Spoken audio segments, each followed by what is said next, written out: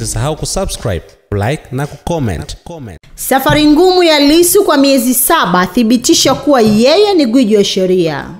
Ni takriban miezi 7 sasa tangu Simba wa Singida, mwenyekiti wa Chama cha Demokrasia na Maendeleo Chadema, Tundu Antipas Lissu kuwa gerezani kutokana na kukabiliwa na mashtaka ya uhaini. Lissu ambaye jina lake la Simba alipewa na Rais Samia Suluhu Hassan, alimfananisha na simba machachari kwenye maonyesho ya Kizimkazi visiwani Zanzibar. Alikamatwa tarehe 9 Aprili 2025 mara baada ya kumaliza mkutano wa hadhara na kunadi no reform no election uliofanyika Mbinga. Tukio la kukamatwa kwake halikuwa rahisi kwa kuwa wananchi walileta ukinzani juu ya hatua ya jeshi la polisi, hivyo jeshi hilo lilitumia mabomu ya machozi kuwatawanya wananchi hao. Lissu alisafirishwa kutoka Ruvuma mpaka Dar es Salaam, ambapo tarehe 10 Aprili ikiwa mwanzo wa safari yake ngumu baada ya kusomewa shtaka la uhaini katika mahakama ya hakimu mkazi Kisutu mbele ya hakimu mfawidhi wa mahakama hiyo Franco Kiswaga. Siku hiyo akasomewa mashtaka ya uchochezi. Lissu kugoma kusikiliza kesi yake njia ya mtandao.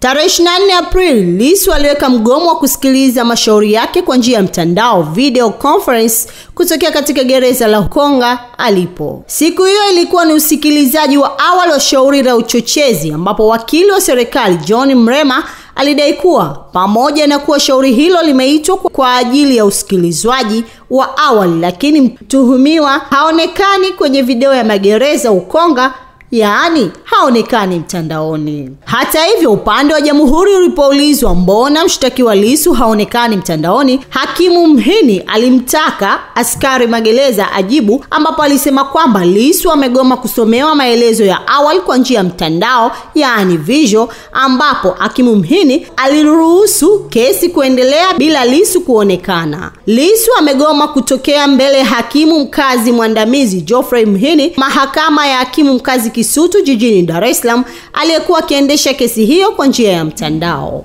Mawakili wa Lissu waliongozwa na Mpare Mpoki walieleza kuwa usikilizwaji huo haumpi haki kamili mteja wao, yaani Lissu, hususan kwenye aina ya mashtaka anayoshtakiwa nayo. Tarehe 28 Aprili mawakili wa serikali waliongozwa na Nasoro Katuga alijibu hoja hizo, lakini hazikufua dafu. Tarehe 6 Mei hakimu Mhini aliamua kesi hiyo isikilizwe kwa Lissu kuhudhuria mahakamani na sio mtandaoni kama ilivyokuwa ikiendeshwa hapo awali. Lissu kujitetea mwenyewe. Tarehe 15 Julai mbele ya hakimu Franco Kiswaga, Lissu aliamua kujitetea mwenyewe kwa kile alichoeleza mahakamani kuwa jeshi la magereza linamnyima faragha ya kukutana na mawakili wake na kubadilishana nyaraka. Hivyo ameona akijitetea mwenyewe kutampa nafasi nzuri zaidi ya kujenga msingi wa utetezi wake. Kuwekwa mahabusu ya wanaosubiri kunyongwa. Tarehe 15 Julai Lissu alidai mahakamani hapo kuwa amehifadhiwa kwenye chumba cha wafungwa waliohukumiwa kunyongwa, yaani death row. Askari magereza kuzua taharuki. Tarehe 30 Julai baada ya kuahirishwa kwa shauri la uhaini katika mahakama ya hakimu mkazi Kisutu, kulisambaa video inaonyesha Lissu akisukumwa na askari magereza. Kitendo hicho kililaaniwa na mawakili wa Lissu, ambapo waliosema kitendo hicho ni kinyume cha sheria na kwamba watawachukulia hatua kali askari hao, ambapo tarehe 2 Agosti msemaji wa magereza Elizabeth Mbezi alisema kuwa magereza hakumsukuma kiongozi huyo isipokuwa ilitekeleza wajibu wake wa kuhakikisha na kuwa salama, na kwamba kesi kuhamishwa mahakama kuu. Tarehe 18 Agosti mawakili wa serikali wakiongozwa na Katuga walieleza mahakama kuwa tayari upelelezi wa shauri hilo umekamilika na maelezo yake kupelekwa mahakama kuu. Kwa hiyo kesi hiyo ishakuwa tayari kuhamishwa mahakamani hapo kwa kusomwa maelezo ya shauri hilo, komito proceeding. Siku hiyo hiyo hakimu Kiswaga alisema kuwa shauri litaendelea kusikilizwa kwa kufuata amri za mahakama kuu, ambazo ni pamoja na kutorusha matangazo ya moja kwa moja, yaani live, kipindi mashahidi wa siri wa serikali wanatoa ushahidi wao mahakamani. Vyombo vya habari vilipigwa marufuku kuchapisha ama kurusha matangazo yatakayotoa taarifa ya utambulisho wa mashahidi wa siri. Lissu kuigomea tena mahakama kuu. Tarehe 16 Septemba 2025, vuta ni kuvuta imeshuhudiwa kwenye mahakama kuu masjala ndogo ya Dar es Salaam nchini Tanzania baada ya Lissu kuiomba mahakama ihairishe kesi hiyo hadi pale wafuasi wake watakaporuhusiwa. Walazimu majaji kuhairisha shauri la mwenyekiti huyo wa Chadema kwa saa nzima baada ya mvutano mkali. Hata wanachama wachache wa Chadema walioingia kwenye ukumbi wa mahakama hiyo walilazimika kutoka nje baada ya kubaini kuwa wenzao wamezuiwa.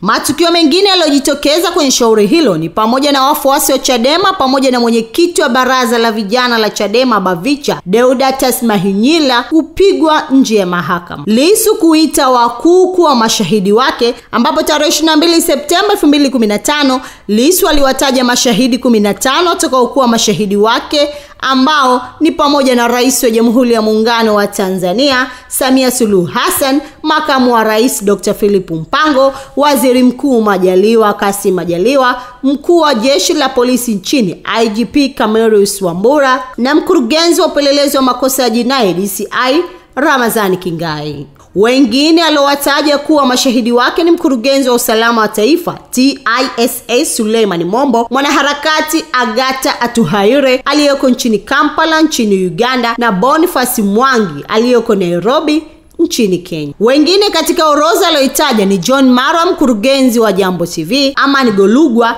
naibu katibu mkuu wa Chadema Bara John Heche, makamu mwenyekiti wa chama hicho Bara, na John Mnyika, katibu mkuu. Mashahidi wengine ni pamoja na jaji mkuu mstaafu wa Kenya Dr. Willy Mutunga anayepatikana jijini Nairobi, na Martha Karua, waziri wa zamani wa katiba na sheria na wakili mashuhuri katika eneo la Afrika Mashariki anaishi Nairobi nchini Kenya. Na hayo ndio matukio yaliyobamba katika kesi ya Lissu. Mimi ni Zakia Nanga. Ili kwa wa kwanza kupata habari zetu, tafadhali usisahau kusubscribe, like na kucomment.